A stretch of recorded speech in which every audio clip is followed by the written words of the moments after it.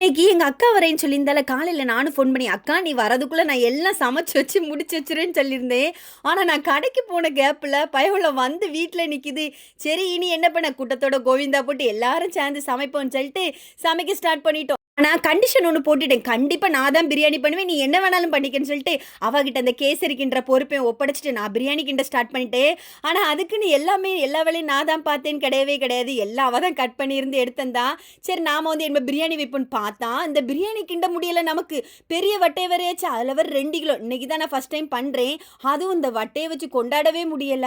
அதுக்கப்புறம் ஒரு பெரிய இருப்பு பலைய எடுத்து போட்டு, அதில யாரு நின்னு இப்ப கிண்டுவோண்டான்னு சொல்லிட்டு, அதுக்கப்புறம் கிண்டி எடுத்து பிரியாணிய கூட்டி எடுத்து வச்சாச்சு. கடைசி அந்த வாழை இல போட்டு தம் வைக்கணும்னு எனக்கு ரொம்பவே ஆசை. அந்த மாதிரி வச்சுட்டு, அதுக்கப்புறம் வந்து மீன் பொரிச்சு வச்சுட்டேன். நேத்தைக்கு தான் வந்து ஒரு ரூ. 150 போல வந்து அயில மீன் வாங்கியிருந்தேன். அதையும் பொரிச்சு வச்சு, முட்டை, கேசரி, அப்புறம் ஜூஸ் எல்லாம் போட்டு வச்சு இந்த மொட்டை மாடியில போய் சாப்பிட்டா அவ்ளோ நல்லா இருந்துச்சு.